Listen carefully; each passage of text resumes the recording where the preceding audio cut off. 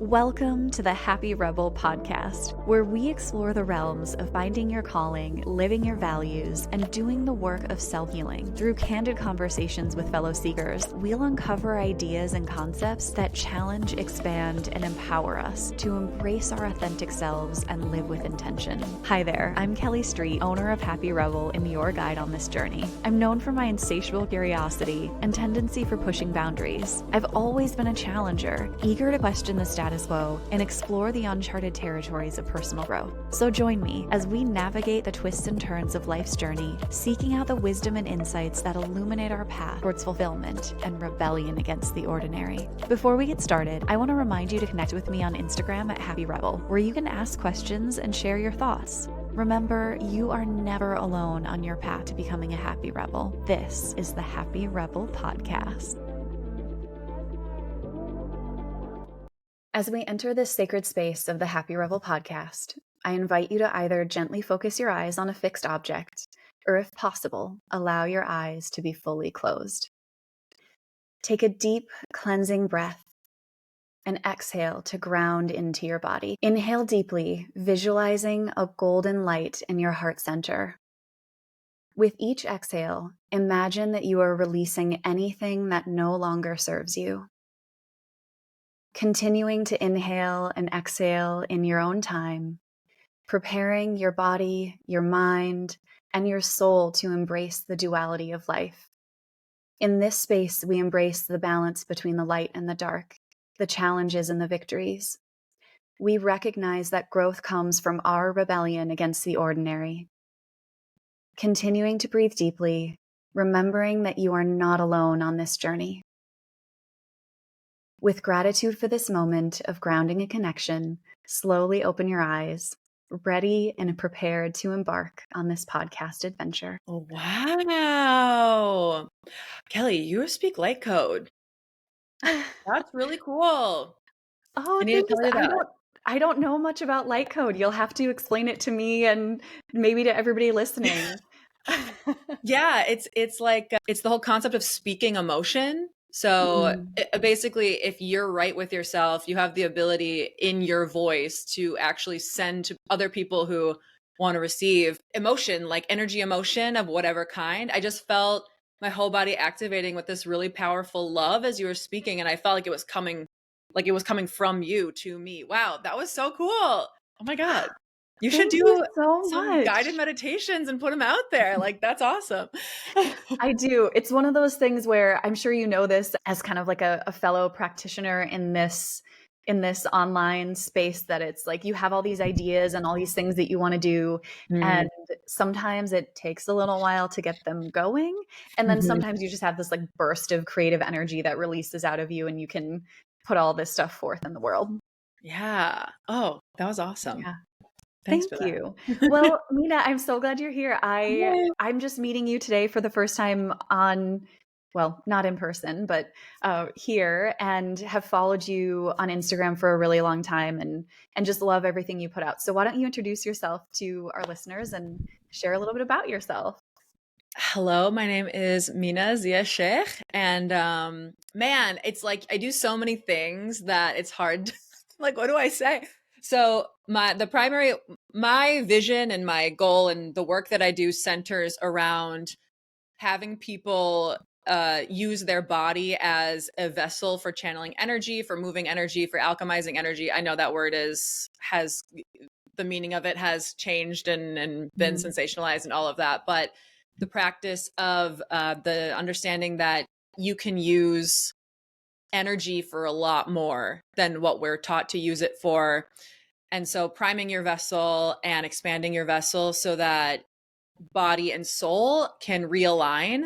And of course, what stands in between that is the shadow self, the parts of you that have been rejected for whatever reasons. Yeah. So I'm really passionate about teaching people how to make peace with the shadow in various ways so that those two parts of you can come back. Well, those three parts of you can come back together and you can actually use the fullness of your energy and your power to fully do what you came here to do.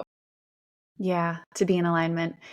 Oh, I love that. So since alchemy and alchemizing things has gotten to be a little bit not necessarily overused, but maybe the meaning of it has been skewed.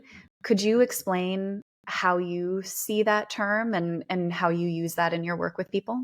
Yeah.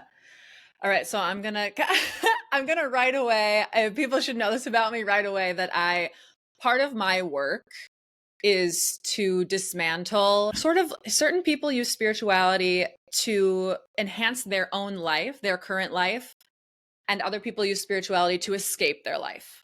And so I like to dismantle just helping people to understand when you're using it to escape your life, because I do feel that a lot of people are doing it unintentionally and have just been sort of led astray due to, you know, you have a lot of trauma, you have a lot of pain, and then here's someone who's going to give you this magical way to escape that. And Yes. one way of escaping that is to feel special and to feel everyone's special, everyone's unique. And there's some points where we want to feel almost superior, and that's in that specialness and that uniqueness and getting away from a collective sort of feeling. And so I feel that alchemy is one of those words where people are escaping through that word, and it's gotten away from, in my opinion, what it actually means, which is quite simply taking energy and turning it into something else, going from one thing to another. And so as an example, if you journey into your shadow, and a lot of people on the planet right now dealing with shame, for example, Yeah.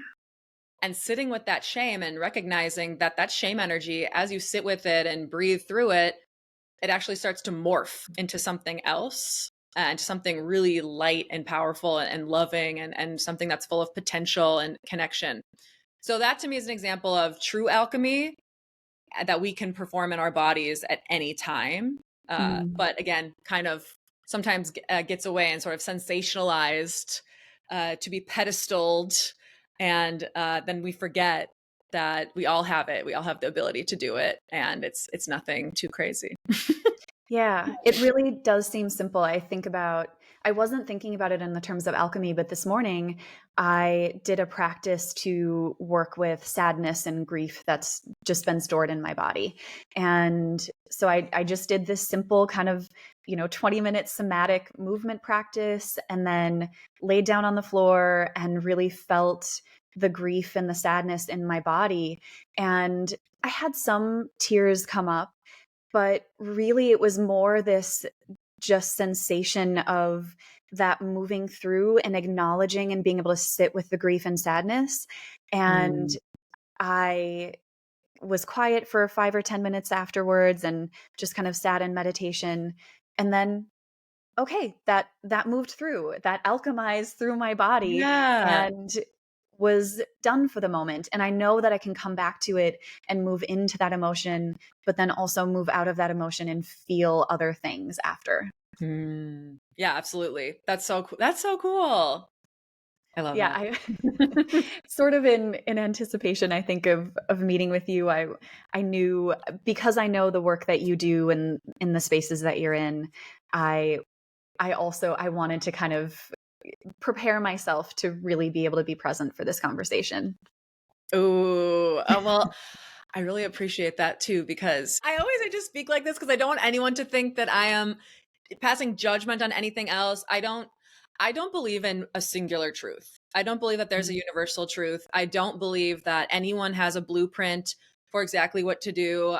I believe that the earth is comprised of the earth, and our this illusion of the 3D, if we'll say, is comprised and held up by a collective belief system. And from that collective belief system, we have individual perspectives that make up a whole, that make up the spectrum. And so there isn't a universal truth. And so I always like to tread lightly, because I do want people to understand that not agreeing with something or believing in what one person says and not another person, that is absolutely your truth and you're right. And that's so cool. And I love when I get to connect with people where we share a truth, where we are in a space where a certain truth is one that we both hold and we both resonate with. And I feel that that is such powerful activation, because we are a mirror of each other and a reflection of each other. And on the other side, it's cool to meet with people that don't share that, but are open to speaking about why they don't share it. Mm-hmm. And I have found that when I get into those kinds of conversations, sometimes I find myself changing my truth. And I think that's really cool to think of truth as fluid instead of certain foundations that you then live by forever, letting there be gray area, letting there be change and movement and pivoting along with that is awesome. Yeah, I'm so glad, and I feel the same about what that there is no universal truth, and the danger of getting into a place where you're so fixed and fixated on having this one idea be true and be the way that you see the world, and that there's no everything else outside of that is dangerous. Yeah. I think I run into that a lot with people, and whew, that's a hard place to be in. Oh, it's devastating when you start realizing that maybe that isn't true. That's kind of the hardest part, I think, in my work is, for example, a cross section of white supremacy and patriarchy is for if you're a woman, the need to be a good girl Yeah. and to this sort of purity and obey. And I know I'm speaking in really dramatic ways right now. Everyone has kind of a flavor of this. And something that's really hard for me as a practitioner is when someone gets to a point of their personal truth where they think, and this is for way more than that cross section, but just as an example, it's kind of a double whammy with that one, where you realize you're not good and no one is. No one's good. No one's bad. It's you have a collection of decisions that you make on a daily basis, and sometimes you do make a poor decision, and sometimes it is intentionally, you have intentionally hurt someone else. And Mhm. that is, we look at that and we sit with that, and obviously I'm not saying you should do that, but when you have, for example, your personal truth being that you're good, then if you do something that's quote unquote bad or negative, or you realize you have hurt someone, it's almost impossible to actually sit with that in honesty and authenticity because it goes against your concrete truth, which is not being fluid. And so, yeah, it's really Ooh, hard to when you have concrete truths yeah. because you've done things that have gone against those truths. And if you can't let that be fluid and sit with that, you're going to come into a bunch of roadblocks, which again is when we use spirituality to escape, because I don't want to see how I've hurt someone else. I don't want to see how Yeah. I've done this. So let me escape through these means instead of using it to sit with myself. Yeah. Oh, absolutely. Spiritual bypassing Yeah. is common, I think, in the healing space right now, and it's hard to see. And it's hard to see people kind of clamoring to that, and people going to those teachers who you can see are practicing spiritual bypassing and saying, just focus on the light, just focus on the beauty in the world, forget about your joy and anger, and that's holding you back, and just getting really Yeah. fixated on the light in the world, because it's my belief, and I wonder how you feel about this, that we can't access that full spectrum of emotions if we're trying to pretend that some of them don't exist. Oh, yeah. And I'm so happy you brought that up because rage energy is so powerful. And people who don't honor their rage, and I want to just say, if we're talking about expansion, an expansive state versus a collapsed state, I always explain this the same way. Imagine your body as a water bottle. A collapsed state would be you squeezing that water bottle. Of course, what's going to happen? The water's going to shoot out and go everywhere. Yeah. And when you're in that collapsed state, you have no ability to use anything to your advantage. And how Mhm. that looks as the human is constantly being afraid, constantly on defense, assumption that bad things are going to happen to you, hope that some higher power is going to come save you. There's no ownership and you feel like everything is out of your control. Versus an expanded state is to honor every part of an experience and not putting a judgment on it. And when we're operating from an expanded state, we can actually sit in that rage energy. And in an expanded state, the rage stays within. And a contracted Yeah. state is when you're triggered, you feel rage, and then it comes out at someone. You scream at Mm. someone, you hurt someone, you throw something. So, again, I want to say that's a contracted state. That's not how we use rage energy for positive. When we're expanded and we accept it, we don't pass a judgment on it, we allow ourselves to hold it. Yeah. What happens is you can actually hold that in your bottom three chakras, and especially the solar and sacral chakras, and let that grow and grow and grow. It's also quite similar to dragon energy. If anyone's getting freaky with it and uses dragon energy, I totally get down the spiritual rabbit hole if people want me to. But expanding that energy, it's this sacred fire. Mm-hmm. And that is pure creation. So again, we're sitting with the rage, it's alchemizing. And then as soon as rage no longer feels a judgment on it, it softens into this powerful fire. Oh, you can use it for so much. If you're a creative, you can channel that into powerful art, powerful expression, powerful vocal, light language, light code. If you can harness it and expand into it versus it kind of coming out in a contracted sense. Oh, it's beautiful. It's beautiful. I want everyone to be able to use that. It's so cool. Oh, wow. Okay. Speaking of another hard emotion or an emotion that's difficult for a lot of people to hold, you mentioned shame earlier. Yeah. And I know that's kind of a hot topic for you right now. So can you speak a little bit about the self-beliefs and the things that we hold around shame? Yes. This is a big question. I want to make sure that this is where I could speak for 30 minutes just on this. So I'm going to keep it concise and direct here. What do I want to say about it today? I'm feeling into kind of who's watching this. What do people need to hear? Okay, for the purposes of this conversation, what I want to say about shame is that shame is the most sinister of emotions because it makes you turn on yourself. No other emotion can make you literally separate from yourself. So when I work with someone, when I'm doing, for example, my Reiki sound journey offer, I'm sitting with the person, I'm feeling into their body, and I start to feel that there is one section of them that is at the base of their spine. That is their sort of that soul energy, we'll say, soul mixed with earth, mixed with wherever places they've come from. We can call them starseed, for example, if that's the case. That powerful knowingness energy. And then there's another part of them that's completely operating in the head. Yeah. Truly a separation. And in between, all the chakras in between those are filled with this gunk, this astral debris, I guess we'll call it, that I don't remember what it's called, but I have a kind of clair where I taste, and it tastes like literal dust, dirt, the in between, and shame literally causes that. Because again, for example, if you have an assumption that you're good and then you do something unintentionally that has hurt someone and they say, "Hey, you've hurt me."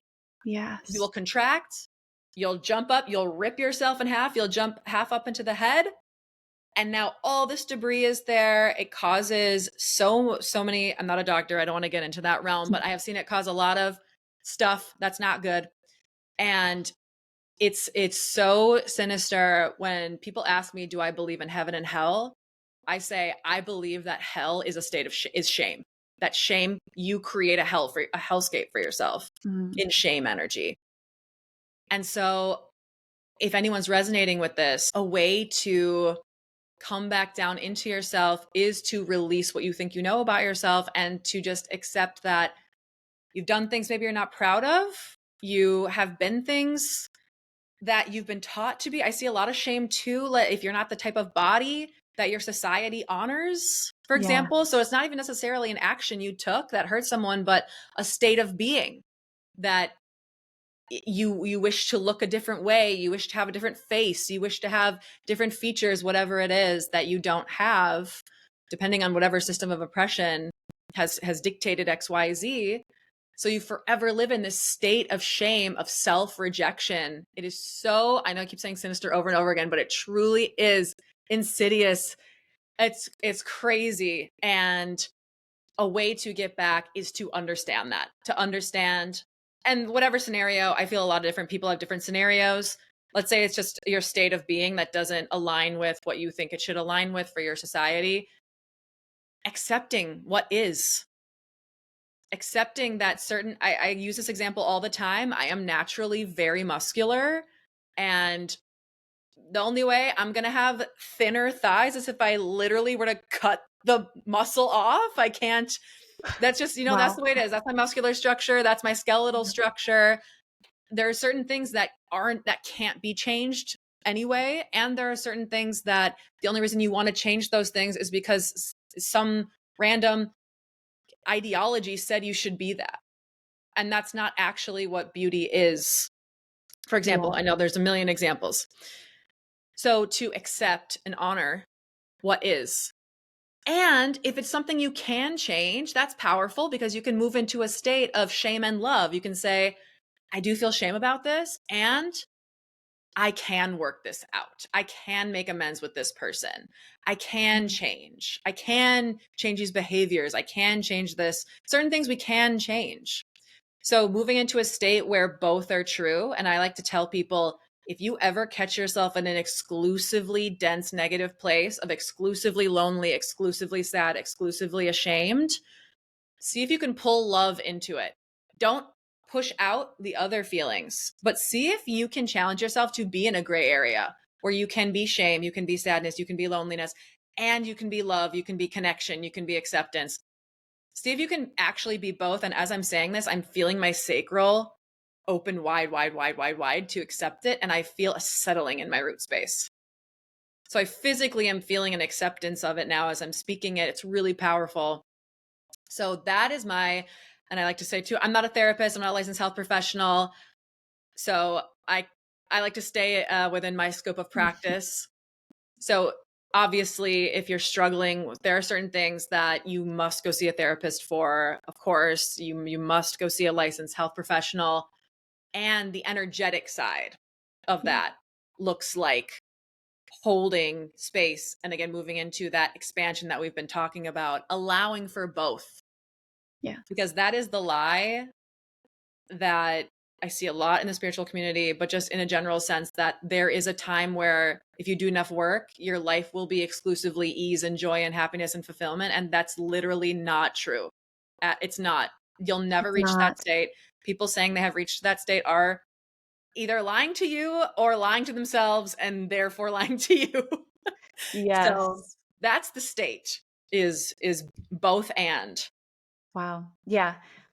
Again, completely agree. And, when I work with people that they're like, I just want my life to get easier. I just want this to feel easier. I have to say, I'm sorry, it's not going to. But Yeah. what could happen is that your capacity to hold a wider breadth of emotions and to hold the duality and that love and that shame that you talk about, to be able to hold those things, your capacity gets bigger the more that you Yeah. work with it. And so it's not necessarily easier. It's not necessarily that, you don't feel those things. You're going to feel them. You're going to keep feeling them over and over and over again. But you're going to be able to have an easier time walking up the mountain and holding that space. Yeah. Yeah, and remembering that it's hard to put certain things into words when I'm feeling it so expansively right now. Yeah. And thinking back to moments where I have had to sit with intense shame, and thinking about in those moments, a self-pride came through me so powerfully. And I have a specific memory of the first time that I felt that, where I was sitting on my bed and I was meditating and I was letting myself feel the shame. And I was saying, I love myself unconditionally. So whatever I've done, whatever I feel, whatever I am going to hold love for myself and this shame. And I felt this pride. And I sort of had this realization that this is fulfillment. We call it in the coaching world, we call it self-efficacy, where you do something over and over and prove to yourself that you can do this really hard thing. And that's actually what builds willpower. And that's what builds your ability to then change bigger things. So something as simple as sitting with a feeling and showing yourself how emotionally powerful you are is so incredible for building the self-efficacy and building self-pride. And that, I feel, is, looking back, I mean, I've been doing this for decades now, and looking back, those are the most powerful memories I have, positive memories of myself, are times, not times where I've had it really easy and it's been a really cool experience. Of course, I cherish those too. The ones that I think about the most, though, where I have the most emotional evocation, are moments where it was a really hard situation and I checked in. I said yes to that. And I sat with that, whether that was a difficult conversation with someone, whether that was a difficult conversation with myself, or a difficult situation, great uncertainty. so many moments where I could have so easily just checked out and dissociated and done whatever, but I checked in and I said, I'm not going to leave myself behind. I'm going to handle this.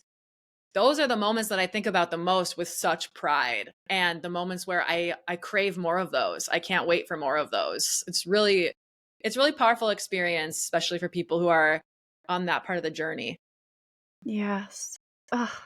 I think this is leading into one of the things that one of the reasons I reached out to you, that I wanted to talk with you more, is that I see how you are doing all of this deep work for yourself, and I don't know that you could show up in the way that you do if you didn't. Yeah. And one of the things we talked about before I hit record was this idea of being seen. And I think you're so good at being seen in your fullness, in you show up in your messiness, but you also show up in clarity and groundedness. And honestly, it is one of the biggest struggles that I have, Mhm. is showing up when I am not feeling confident and grounded and good, and when I'm in the place of holding shame or just, a state of depression and sadness. I struggle to show up in those spaces, and I see you do it. And sometimes it makes more of a shame spiral happen for me. And then, Yeah.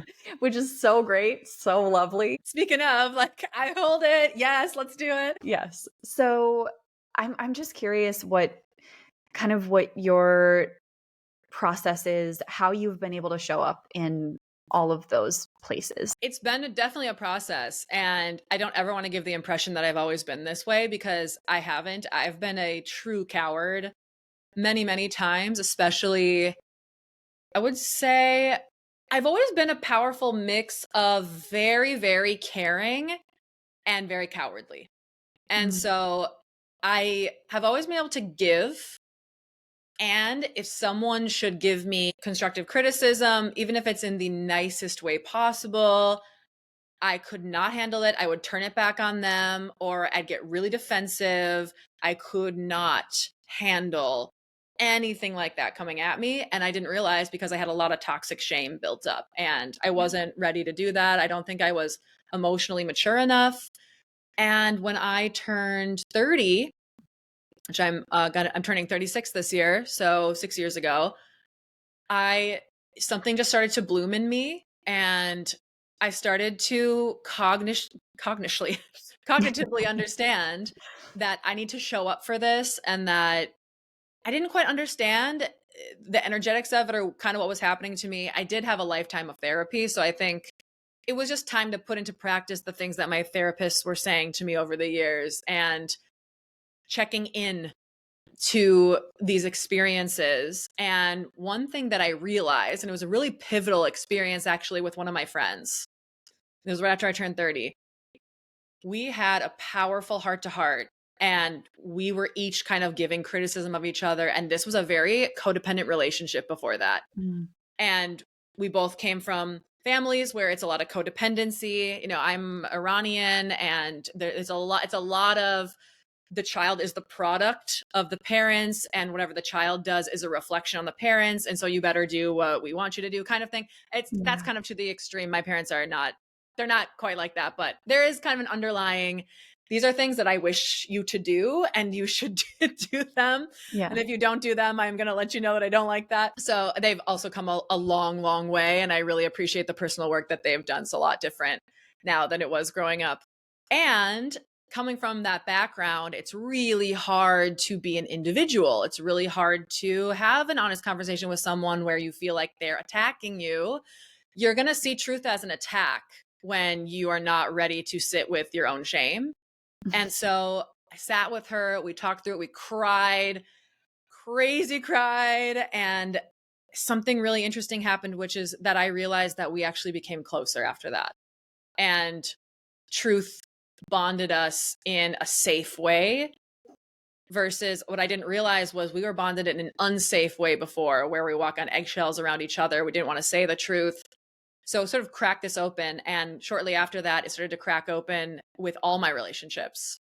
And it was one crazy, powerful, intense truth conversation kind of after another. And that was about a 3-year period. And then I started to tell my own truth to myself and sit with my own truths.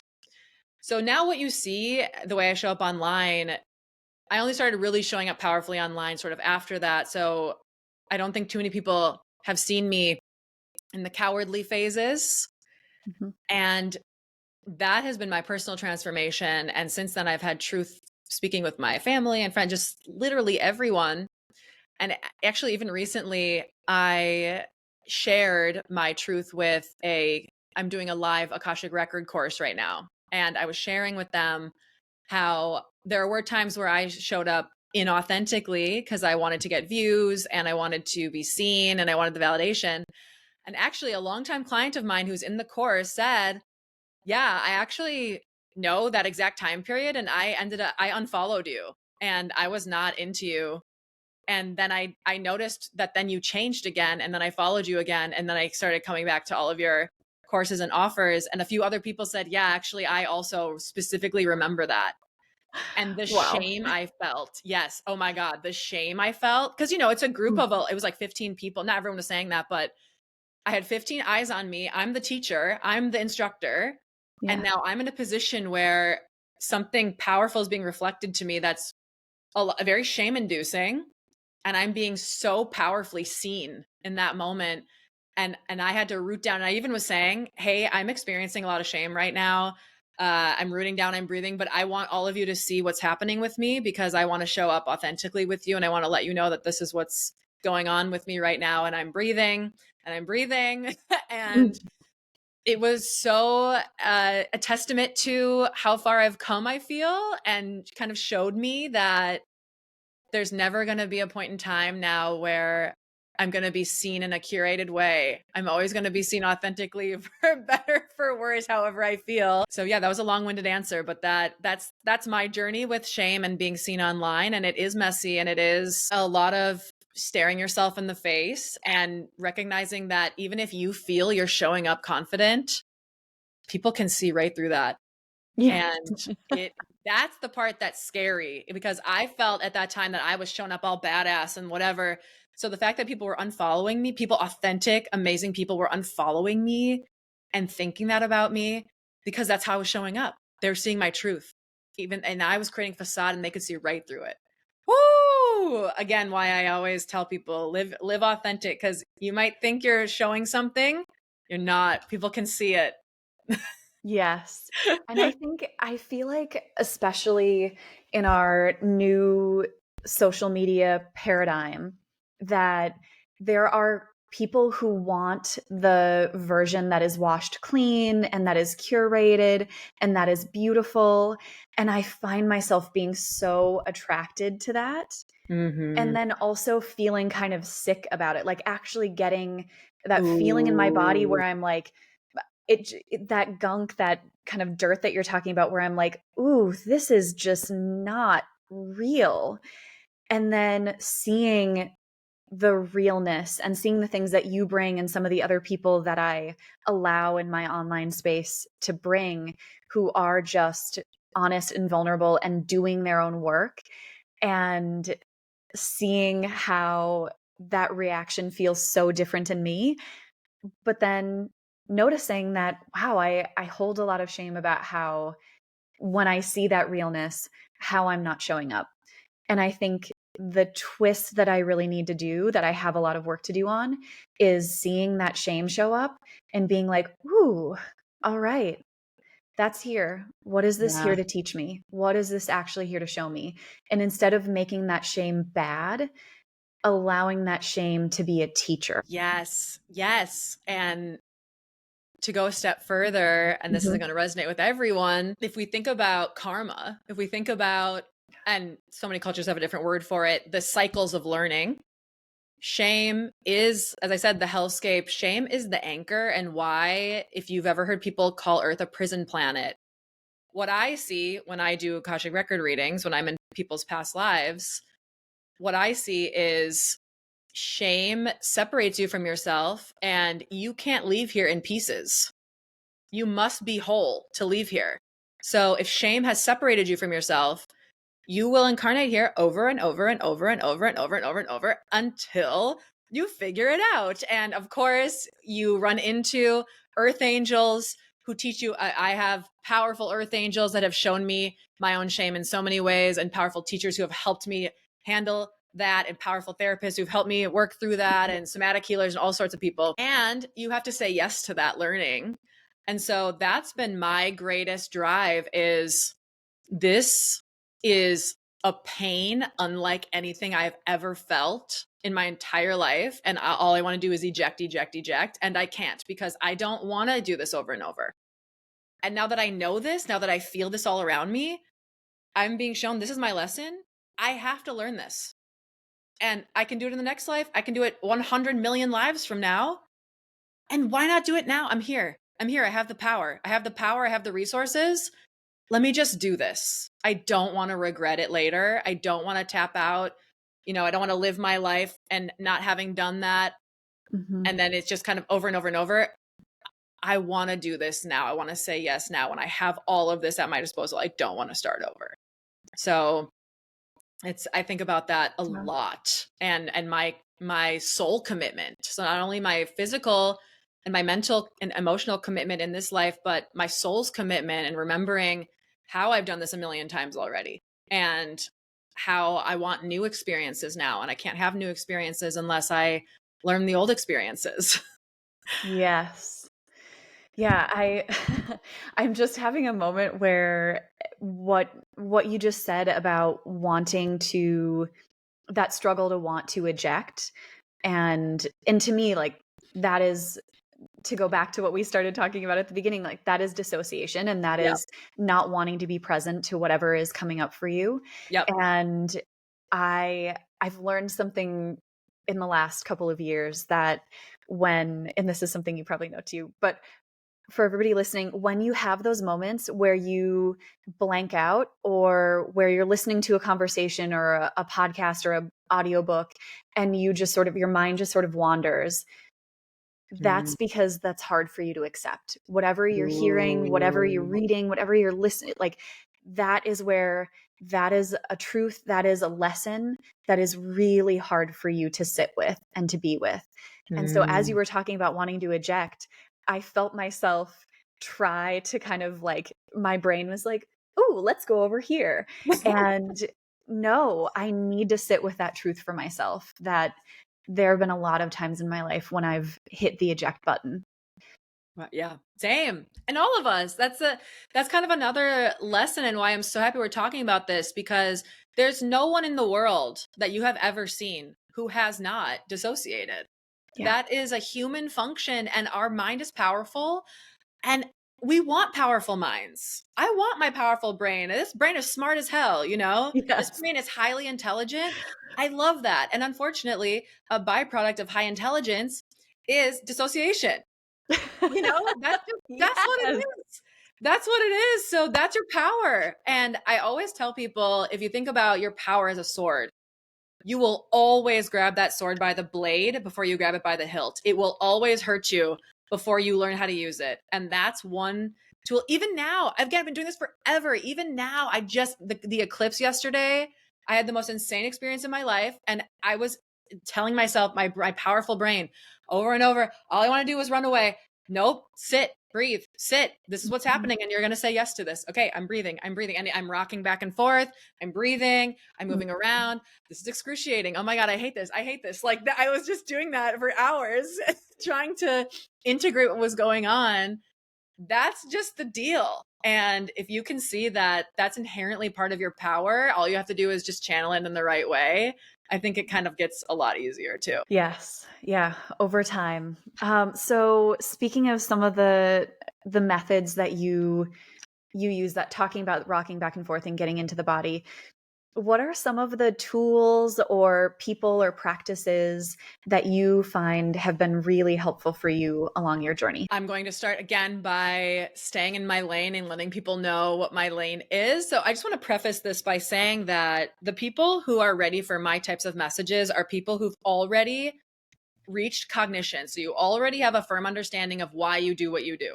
Oh, because of my childhood. Oh, because of in 8th grade this happened, or whatever. You already have an understanding of the things that happened to you and the results in your life because of those things.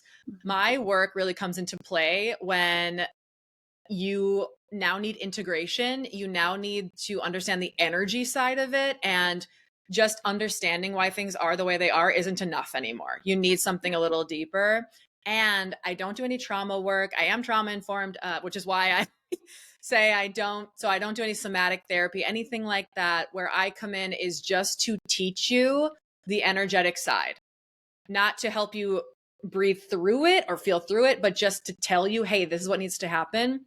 So I combine expertise of being a certified Reiki master teacher, being a sound healer, and a certified master health coach. I was doing personal training and nutrition coaching for a long time. I've been all of that for 10 years now. And in master health coaching, we do a lot of habit change psychology to give you proven methods that display change over time, which again, I kind of dropped a little bomb with the self-efficacy earlier. So that's a little knowledge bomb from that side of it. So I just want people to know that's where I'm coming from. These are things that we have shown that are proven to work. And also here's the energetics of it and kind of combining those two things. Yeah. So based on that, I'll give a few tidbits. The first thing is, let's say you have a life sort of comprised of habits that you're not proud of. So again, the shame comes in. The shame will cause you to just be like, oh, I'll do that tomorrow. That's tomorrow Mina's problem. For example, sometimes I joke like that's Monday Mina's problem. I'm not going to do. I do think that's appropriate at certain times. And let's say you want to get into, this is always the thing. You want to get into a new health routine. You want to be, my personal thing, I want to be a cleaner person. My condo is constantly a wreck.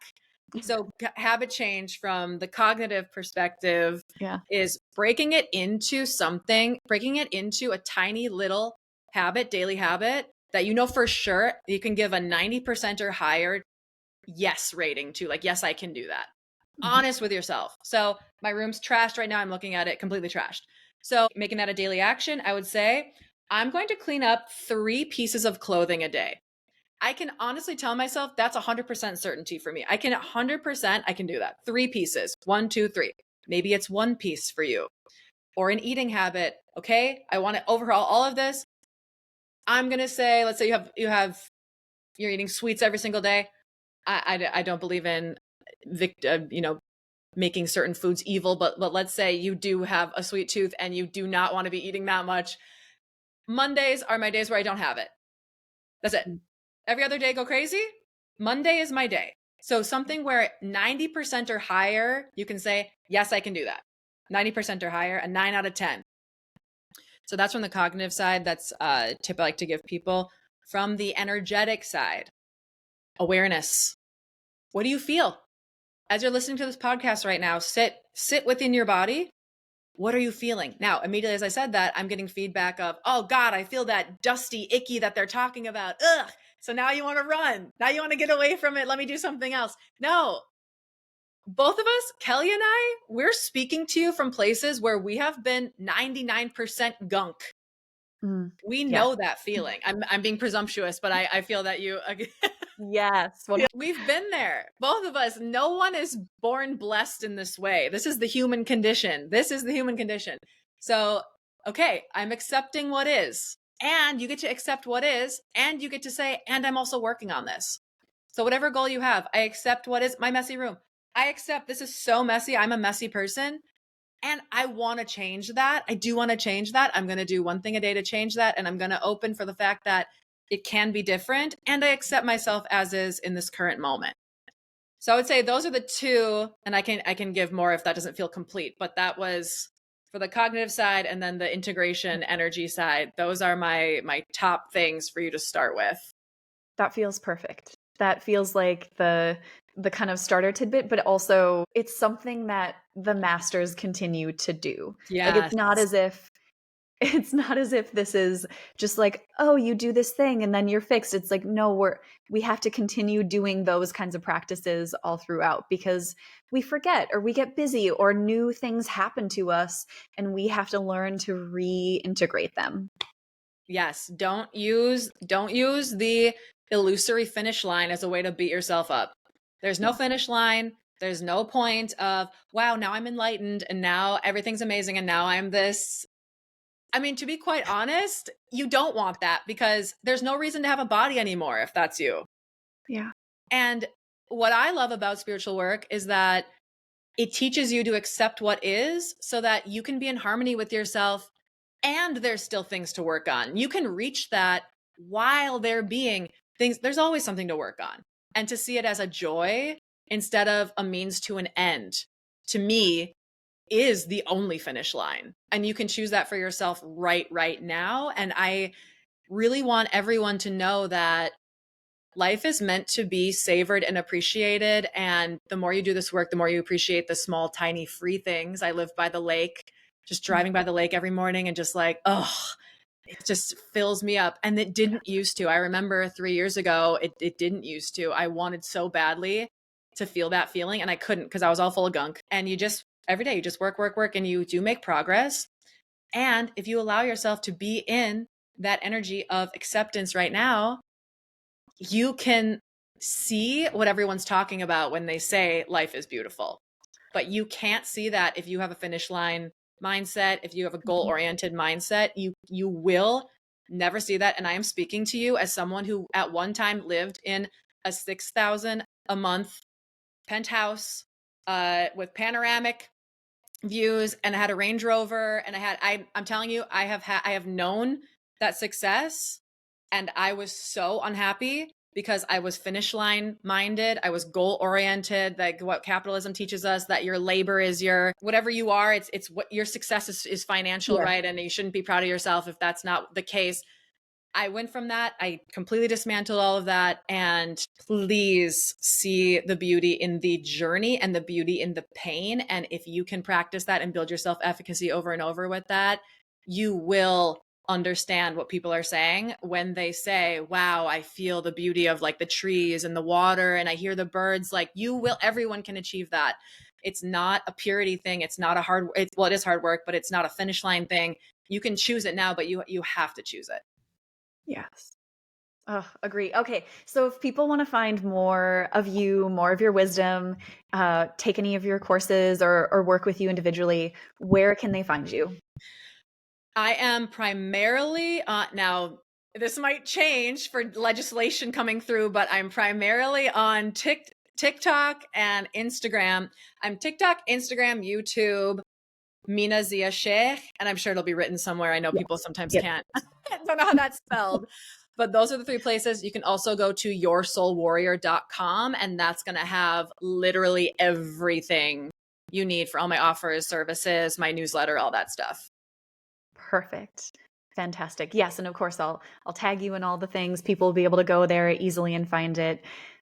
Thank you so much for being here and for connecting with me and for sharing everything you did. It's been such a joy and a pleasure. Thank you. Oh, and same to you. Thank you. Thank you everyone for listening.